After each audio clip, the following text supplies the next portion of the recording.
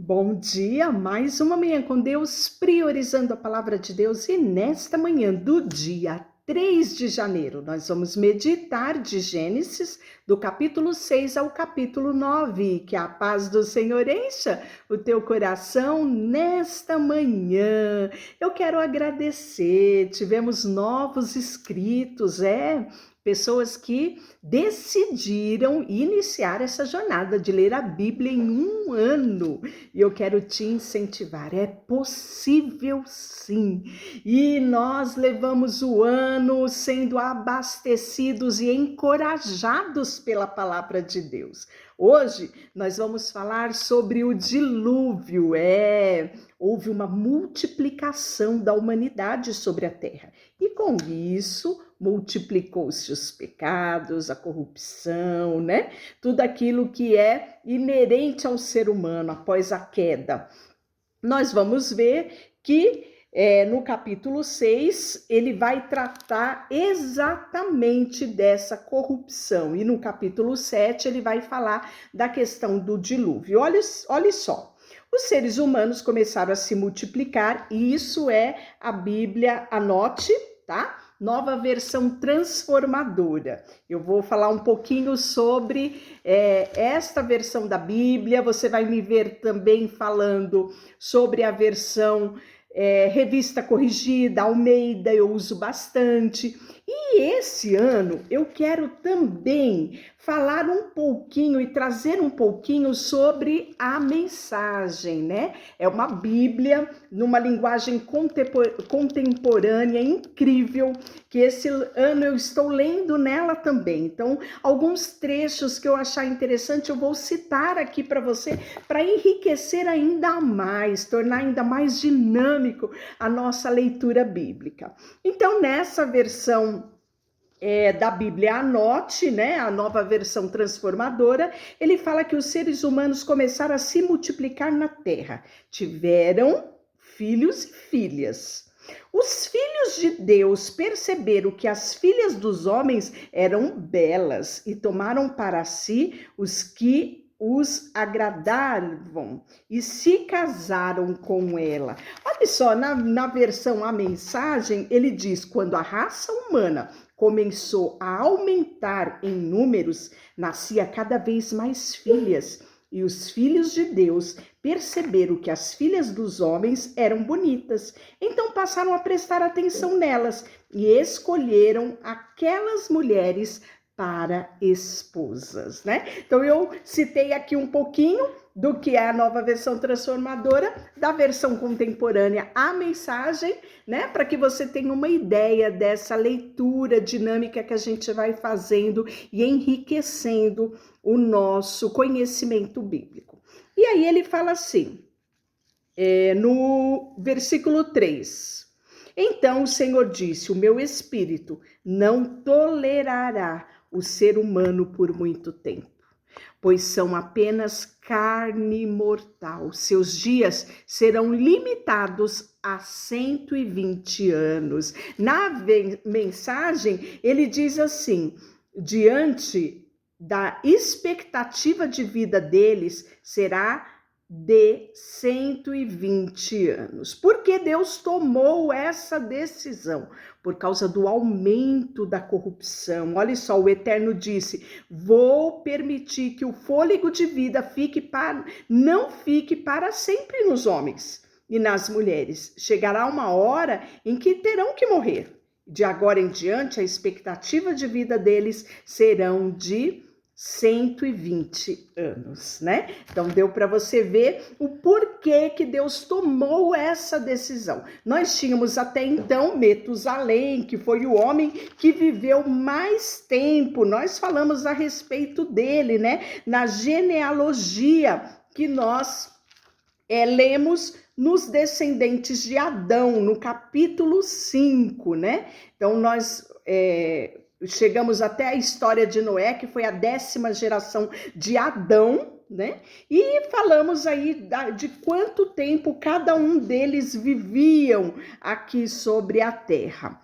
E aí nós vamos ver que Deus decide deixar claro a questão da idade desse homem. O Senhor observou quanto havia aumentado a perversidade do ser humano na terra e viu que todos os seus pensamentos, propósitos eram sempre inteiramente maus. Está no capítulo 6, no versículo 5. E no 6 ele disse: o Senhor se arrependeu de ter criado e colocado o homem na terra, e isso lhe causou imensa tristeza, né? Olhe só, aqui na versão da mensagem, ele diz assim: o Eterno lamentou de ter criado a raça humana, né? Então essa versão traz uma clareza, né? Porque você pode pensar, Deus, ele não se arrepende, mas é um sentimento que a Bíblia descreve comparando aquilo que nós sentimos, né? Para que se torne mais fácil a gente entender, né, aquilo que se passava naquele momento. E aí, por conta disso, Deus chama Noé, né? E o texto fala que ele era um homem justo, a única pessoa íntegra naquele tempo, porque ele andava em comunhão com Deus. Quer manter sua integridade? Tenha comunhão com Deus. Receita de Noé para 2023. E ele diz: Deus viu que a terra tinha se corrompido e estava cheia de violência. Nessa época aqui, ontem nós falamos que com 500 anos, Noé teve os filhos dele. Ele começou a família dele com 500 anos. Ele teve 3 filhos, Sem, Cã e Jafé. Então, quando ele recebe o projeto da arca, ele já tinha os 3 filhos dele, né? E aí nós vamos ver a dimensão da arca. E o texto fala que Noé fez exatamente, ele obedeceu a Deus e fez exatamente da forma que Deus pediu. Tá no final do capítulo 6. Olhe lá, Noé fez tudo exatamente como Deus havia lhe ordenado. E aí nós vamos ver essa dimensão da arca. Eu não sei na sua versão se está falando em côvados, né? As versões mais antigas falavam em côvados, e aí você lê e você fala: meu Deus, como era o tamanho dessa arca? Então, para você ter uma ideia, essa arca, ela tinha 5 andares. Então, ela tinha uma equivalência a 5 piscinas olímpicas. Ele é mais ou menos como se fosse 250 vagões ferroviários, né? Então, comprova aí que a arca tinha uma composição gigante, né, muito grande, porque ela não ia receber apenas a família de Noé. O texto fala que, né, que ele fez entrar na arca. O Senhor disse a Noé: entre na arca com a sua família, pois vejo que todas as pessoas da terra, apenas você é justo. Leve com você 7 casais, macho e fêmea, de cada espécie de animais puro, e 1 casal macho e fêmea de cada espécie de animal impuro.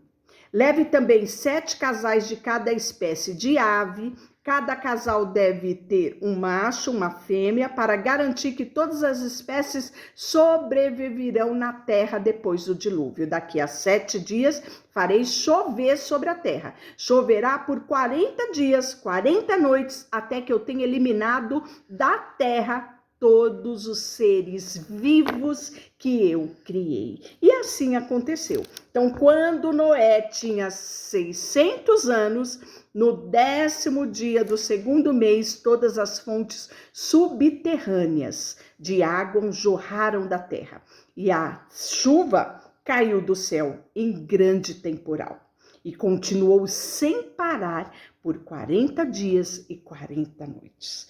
Eu fico imaginando, não é? Quando chove um dia inteiro, às vezes chuvas intensas, nós já vemos tantas catástrofes catástrofes acontecendo, tantas inundações, desabamentos. Imagina esse tempo aqui de chuva. Inundou a terra por completo, o texto fala, né?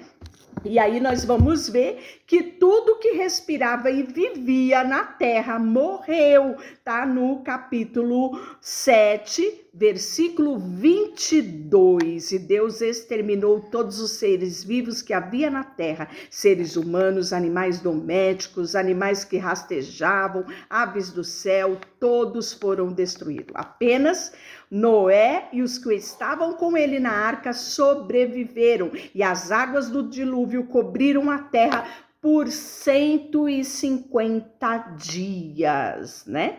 E as águas do dilúvio, da mesma forma que subiram, vai abaixar isso, né? Então Deus lembrou de Noé, de todos os animais selvagens, dos domésticos que estavam na arca. E aí Deus fez soprar um vento sobre a terra e as águas do dilúvio começaram a baixar. As fontes subterrâneas pararam de jorrar, as chuvas torrenciais cessaram, as águas do dilúvio foram baixando aos poucos. Depois de 150 dias, exatamente 5 meses depois do início do dilúvio, a arca repousou sobre as montanhas de Ararat.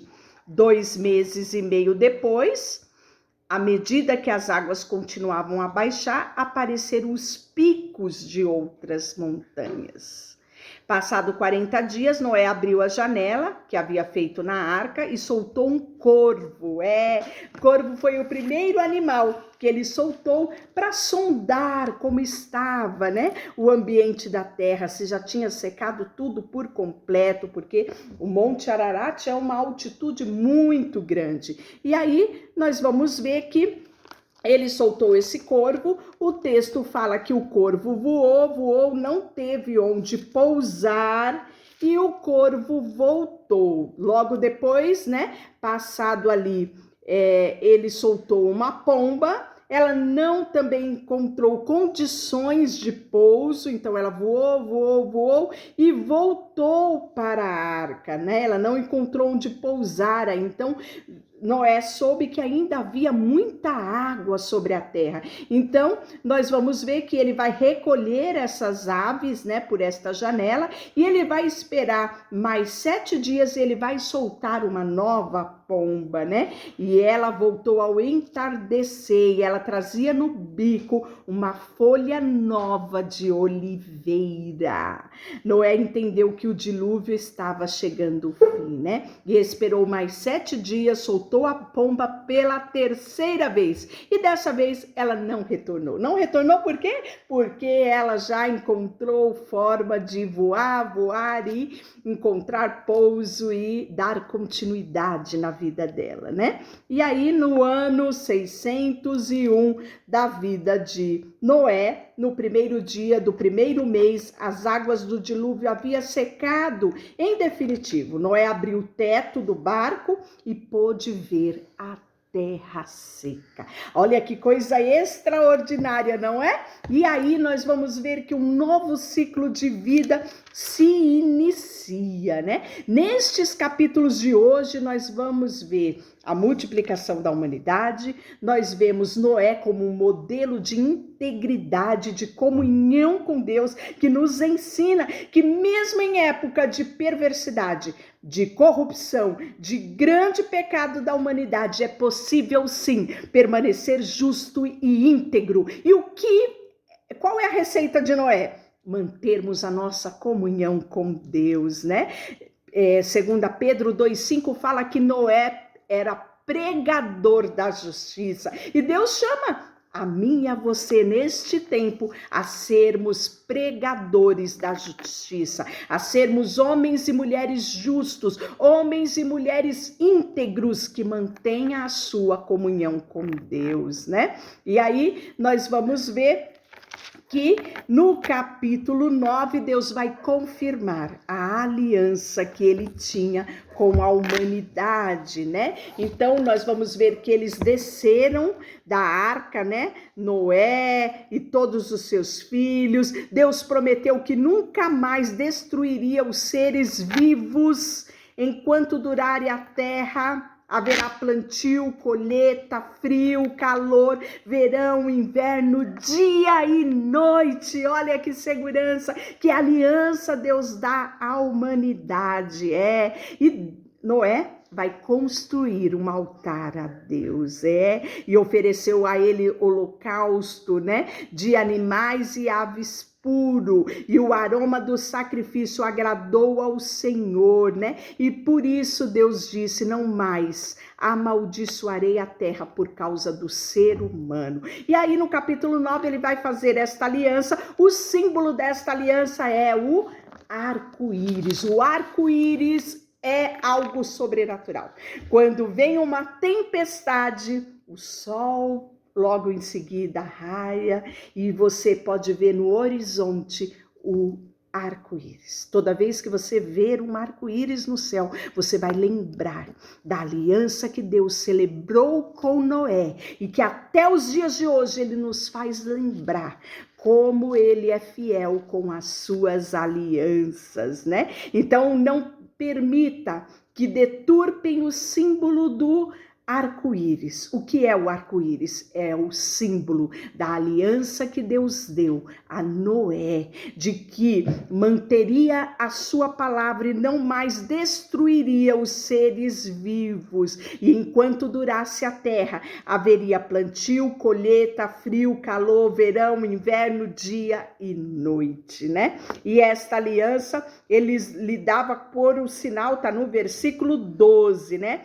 Para quê? Para que as gerações futuras testemunhassem esta aliança e a fidelidade de Deus para com toda a terra. Deixa eu orar por você nessa manhã. Deus, nesta manhã, colocamos diante de Ti o nosso coração, a nossa vida. Eu quero Te glorificar pelos sinais que o Senhor deixou para as gerações futuras. E isso nos faz olhar para Ti e Te agradecer, porque és um Deus de aliança. Colocamos diante de Ti tudo que temos e somos, em nome de Jesus. Amém. Deus te abençoe.